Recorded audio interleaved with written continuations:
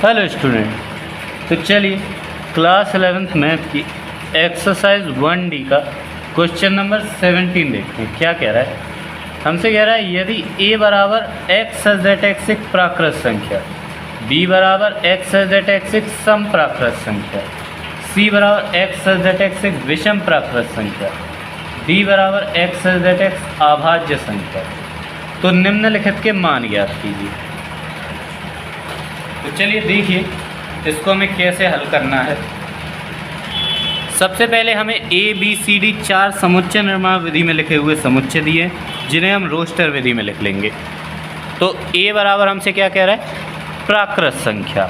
तो प्राकृत संख्या हमारी हो जाएगी 1 2 3 4 5 6 7, और अब इसी तरह ये हमारी बढ़ती चली जाएंगी। अब देखिए बी बराबर हमसे कहा x सच दैट x सम प्राकृत संख्या। तो सम प्राकृत संख्या हमारी हो जाएंगी 2 4 6, और इसी तरह हमारी बढ़ती जाएंगी। c में हमसे क्या कहा? x सच दैट x विषम प्राकृत संख्या। तो हमारा आ जाए 1 3 5 7, और बढ़ती जाएंगी। d बराबर हमसे कह रहा है x सच दैट x अभाज्य संख्या। अभाज्य संख्या हमारी हो जाएगी 2 3 5 7, और इसी तरह ये हमारी बढ़ती जाएंगी। ठीक है, क्योंकि इनकी कोई लिमिट नहीं दी हुई है, तो ये हमारा डॉट डॉट डॉट करके हमने कुछ संख्याएं लिख ली। अब पहले में हमसे कह रहा है ए इंटरसेक्शन बी। तो ए में तो हमारे यहाँ 1 2 3 4 5 6 7, बी में हमारे यहाँ 2 4 6। तो कॉमन हमारे क्या हो गया? 2 4 6, क्योंकि हमें निकालना है इंटरसेक्शन। तो ए इंटरसेक्शन बी हमारा क्या हो गया? 2 4 6। ये हमारा आंसर हो जाएगा। दूसरे में हमसे कह रहा है ए इंटरसेक्शन सी। तो ए में तो हमारे 1 2 3 4 5 6 7 है, सी में हमारा 1 3 5 7। तो 1 3 5 7 ए और सी में कॉमन है, तो बस 1 3 5 7, ये हमारा आंसर हो गया। तीसरे में हमसे कह रहा है ए इंटरसेक्शन डी। तो डी में है 2 3 5 7, और ए में भी हमारा 2 3 5 7 है, तो बस ये हमारा हो जाए 2 3 5 7। अच्छा, अब एक चीज़ है जो अभी आप नहीं किए तो आपका सवाल गलत होगा। क्या? वो है हर समुच्चय में आपको इस तरह से डॉट डॉट करना है। इसमें भी आपको करना है और इसमें भी आपको करना है। सॉरी मैंने नहीं किया, आप लोग कर दीजिएगा। क्यों करना है? क्योंकि इनकी कोई लिमिट नहीं है। तो ये जो समुच्चय बनेंगे इनमें भी किसी की कोई लिमिट नहीं होगी, तो हर समुच्चय के बाद आप इस तरह से डॉट डॉट डॉट ज़रूर कर दीजिएगा। अगले में कह रहा है बी इंटरसेक्शन सी। तो बी में हमारा है 2 4 6, सी में हमारा है 1 3 5 7। तो अब इन दोनों में हमारा कोई भी कॉमन अवयव नहीं आ रहा है। तो अब जब कोई भी अवयव है नहीं, तो ये हमारा रिक्त समुच्चय हो जाएगा, तो हम 5 आंसर कर देंगे। ठीक है, अगला पाँचवा देखिए। पाँचवें में कह रहा है बी इंटरसेक्शन डी। तो बी में हमारा है 2 4 6, डी में हमारा है 2 3 5 7। तो कॉमन अवयव हो गया हमारा 2 2 करके इसको आंसर कर दीजिए। लास्ट हमसे कह रहा है सी इंटरसेक्शन डी। तो सी में हमारा 1 3 5 7, डी में हमारा 2 3 5 7। यहाँ पर भी आप इसको डॉट नहीं करेंगे, इसको नहीं करेंगे। क्यों नहीं करेंगे? क्योंकि बी इंटरसेक्शन डी हमने निकाला, तो 2 4 6 ये सम संख्या है, ये अभाज्य संख्याएँ हैं, तो इनमें कॉमन केवल 2 ही आएगा। अब आगे चल के कॉमन इनमें नहीं आने वाला। ठीक है, तो क्यों? क्योंकि ऐसी एक ही संख्या होती है जो सम भी हो और अभाज्य भी हो, वो होती है 2। तो यहाँ पर हम डॉट नहीं रखने वाले। ठीक है, सी इंटरसेक्शन डी देखिए। सी में हमसे कह रहा है 1 3 5 7, डी में हमसे कह रहा है 3 5 7। ठीक है, तो यहाँ पर हमारे कॉमन अवयव तो होगा 3 5 7, और इसमें आपको डॉट डॉट डॉट कर देना है। इसमें क्यों करना है? देखिए यहाँ पर हमसे क्या कह रहा है? अभाज्य संख्या। अभाज्य संख्या आगे चल के हमारी 13 भी आएगी, और विषम संख्या भी हमारी 13 होगी। तो आगे चल के और भी संख्याएं आने वाली हैं, तो इसमें आपको डॉट डॉट करना है। केवल इसमें आपको डॉट नहीं रखना है, क्योंकि ऐसी एक ही संख्या है जो सम भी होती है और अभाज्य भी होती है, वो होती है हमारी 2। ठीक है, अब देखिए क्वेश्चन नंबर 18 में हमसे कह रहा है यदि a बराबर ब्रैकेट में a b c d e, b बराबर ब्रैकेट में a c e g और c बराबर b e f g हो तो सिद्ध कीजिए ब्रैकेट में A union B intersection C बराबर A intersection C union B intersection C। तो हालांकि ये सवाल हम ऊपर भी कर चुके हैं, तो ये इजी लगेगा आपको। A यूनियन B निकाल लो, तो A और B के सारे अवयव मिलाकर एक समुच्चय बना लो, तो बन जाएगा हमारा A B C D E और G। इंटरसेक्शन C कर दो B E F G, ठीक है, बराबर में। अब A इंटरसेक्शन C निकाल लो, A और C में कॉमन देख लो क्या है, एक तो हमारा B है, एक हमारा E है, ठीक है। अब यूनियन B और C में इंटरसेक्शन निकाल लो, तो इनमें हमारा कॉमन क्या है, एक तो हमारा E है और एक हमारा G है, ठीक है, और कुछ कॉमन दिख नहीं रहा। अब इनका इंटरसेक्शन निकाल लो, यानी कि जो कॉमन हो वो लिख लो। तो कॉमन क्या है, एक हमारा B है, एक हमारा E है, एक हमारा G है। तो यहाँ पर हमारा समुच्चय बन जाए B, E, G, ठीक है, बराबर। इनमें हमें इनके यूनियन निकालना है, तो यूनियन हमारा क्या हो जाए B, E, G, ठीक है। अब देख सकते हैं कि आपका LHS बराबर है RHS के, और यही हमें प्रूव करना था, तो ये हमारा प्रूव हो जाता है, ठीक है। अब देखिए क्वेश्चन नंबर 19 कह रहा है यदि A बराबर 2 3 4 5 6, B बराबर 3 4 5 6 7 और C बराबर 4 5 6 7 8, तो अब यहाँ पर दो सवाल हमें हल करने हैं। पहले हमने निकालना है A union B intersection A union C, और एक में हमें निकालना है, ये एक पार्ट था इस सवाल का, और दूसरे पार्ट में हमें निकालना है A intersection B union A intersection C, ठीक है। तो इतने सवाल लगा चुके हैं, ये एक सवाल आप लोगों के लिए, कोशिश करिए इसको हल करने की, हो जाएगा, क्योंकि इतने सवाल ऊपर आप लोगों ने सॉल्व किए, बस कुछ उनमें प्रूव करना था, इसमें आपको इनको सॉल्व करके आंसर शीट से अपना आंसर मिला लेना है, ठीक है।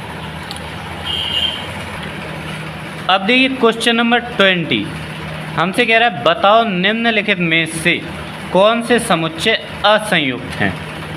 ये क्वेश्चन आप मौखिक सॉल्व कर सकते हैं, मतलब आप बुक में ही टिक कर लीजिए, बहुत आसानी से हो जाएगा।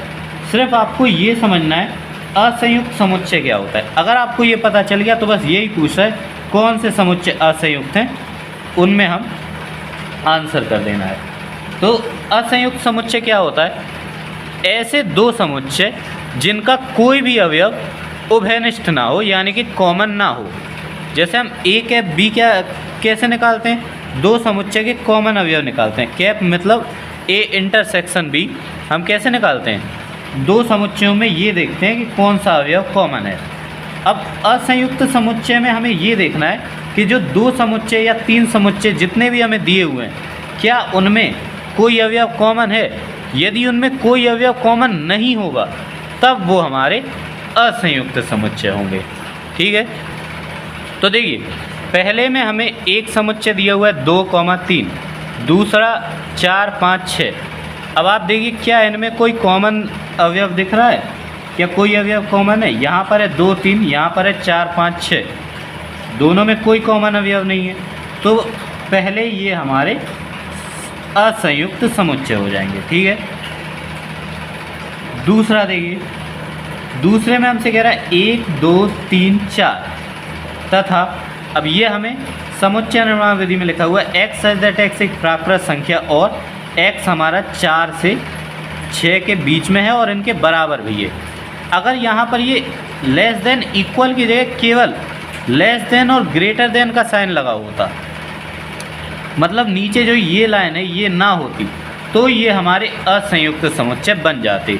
क्यों, क्योंकि फिर इसका मतलब होता है 4 से 6 के बीच में, यानी x का मान है 5 और यहाँ पर हमारा 5 नहीं है, लेकिन अब यहाँ पर लिखा हुआ है x ग्रेटर देन इक्वल 4 और x लेस देन इक्वल 6, यानी कि अब अगर हम इस समुच्चय को लिखना चाहेंगे तो ये हमारा बनेगा 4, 5 और 6, ठीक है। और अब यहाँ पर हमें दिया हुआ है 1, 2, 3, 4, तो यहाँ पर हमारा 4 कॉमन हो गया, तो ये हमारे असंयुक्त समुच्चय नहीं है, ठीक है। अगला देखिए 179 और 357, यहाँ पर भी हमारा 7 कॉमन है, तो ये भी हमारा असंयुक्त नहीं है। अगले में देखिए AEIOU और CDEF, यहाँ पर ई कॉमन हो गया, तो ये भी असंयुक्त नहीं है। अगले में 3 4 5 6 7 और 2 4 6 8, 4 और 6 कॉमन हो गए, ये भी असंयुक्त नहीं है। ठीक है। अगला देखिए धन पूर्णांकों का समुच्चय और समधन पूर्णांकों का समुच्चय। अब यहाँ पर ये समुच्चय अलग है और ये समुच्चय अलग है। तो देखिए धन पूर्णांकों का समुच्चय क्या हो जाएगा हमारा, 1 2 3 4 5 6 इस तरह से, और समधन पूर्णांकों का समुच्चय हो जाएगा 2 4 6 8। तो देख सकते हैं 2 और 6 और 4 कॉमन है, तो ये हमारा असंयुक्त नहीं है। अगला देखिए कह रहा है समधन पूर्ण संख्याओं का समुच्चय और 3 से विभाज्य धन पूर्ण संख्याओं का समुच्चय। तो देखिए समधन पूर्ण संख्याएं तो हमारी यही हो जाएंगी 2 4 6 8 और आगे, और 3 से विभाज्य क्या कह रहा है, 3 से विभाज्य धन पूर्ण संख्याएं हमारी क्या हो जाएंगी, 3 6 9 12। ठीक है। तो यहाँ पर भी हमारा 6 कॉमन हो गया, तो ये भी हमारा असंयुक्त नहीं है। तो क्वेश्चन नंबर 20 में आपका केवल फर्स्ट पार्ट असंयुक्त समुच्चय है, बाकी सब में कोई ना कोई अवयव कॉमन आ रहा है। ठीक है। आई होप आपको ये समझ में आ गया होगा। इसी तरह सेम आपका क्वेश्चन नंबर 21 है। इसमें भी आपसे कह रहा है बताइए कि निम्नलिखित कथनों में से प्रत्येक सत्य है या असत्य है। अपने उत्तर का औचित्य भी दीजिए, मतलब आपको रीजन भी बताना है। तो असंयुक्त समुच्चय, चारों में असंयुक्त की बात हो रही है, और असंयुक्त में आपको जब औचित्य लिखना होगा ना, तो बस आपको यही लिखना होगा कि चूँकि इन दो समुच्चय में ये अवयव कॉमन है, तो ये असंयुक्त नहीं है या असंयुक्त हैं। जैसे कि देखिए पहले में आपको एक समुच्चय दिया है 2 3 4 5, दूसरे में दिया हुआ है 3 6, कह रहा है असंयुक्त समुच्चय हैं। असंयुक्त के लिए हमें चाहिए कोई अवयव कॉमन ना हो। यहाँ पर 3 कॉमन है, तो पहला हमारा असत्य है यानी गलत है। अब लिखना है औचित्य, तो औचित्य में बोलकर बताता हूँ, आपको लिखना होगा कि चूँकि दोनों समुच्चयों में 3 उभयनिष्ठ अवयव है, अतः ये हमारे असंयुक्त समुच्चय नहीं है। इसी तरह अगले में देखिए AEIOU, यहाँ पर ABCD, A कॉमन है, ये भी हमारा असत्य हो गया क्योंकि असंयुक्त समुच्चय नहीं है। औचित्य में आपको यही लिखना है। यहाँ पर आपने 3 की बात की थी, यहाँ पर आपको A लिख देना है। A उभयनिष्ठ अवयव है, अतः ये हमारे असंयुक्त समुच्चय नहीं है। तीसरे में हमसे कह रहा है 2 6 10 14 और 3 7 11 15, कोई उभयनिष्ठ अवयव दोनों में नहीं है, तो ये हमारे असंयुक्त समुच्चय हैं, तो तीसरा हमारा सत्य हो जाएगा। अब इसमें औचित्य लिखने के लिए आपको बस इतना ही लिख देना है कि चूँकि दोनों समुच्चयों में कोई उभयनिष्ठ अवयव नहीं है, अतः ये हमारे असंयुक्त समुच्चय हैं। इसी तरह चौथे में देखिए 2 6 10 3 7 11, कोई उभयनिष्ठ अवयव नहीं है, ये भी आपका सत्य हो जाएगा। ये भी आपका असंयुक्त, ये भी आपके असंयुक्त समुच्चय हैं। औचित्य आपको यही लिख देना है कि दोनों समुच्चयों का कोई अवयव उभयनिष्ठ नहीं है, इसलिए दोनों समुच्चय, इसीलिए ये असंयुक्त समुच्चय हैं। और आपको यहाँ पर आपका पहला असत्य है, दूसरा असत्य है, तीसरा आपका सत्य है, चौथा आपका सत्य है, और क्यों है ये मैंने आपको समझा दिए। तो इस तरह आपको क्वेश्चन नंबर 21 करना है।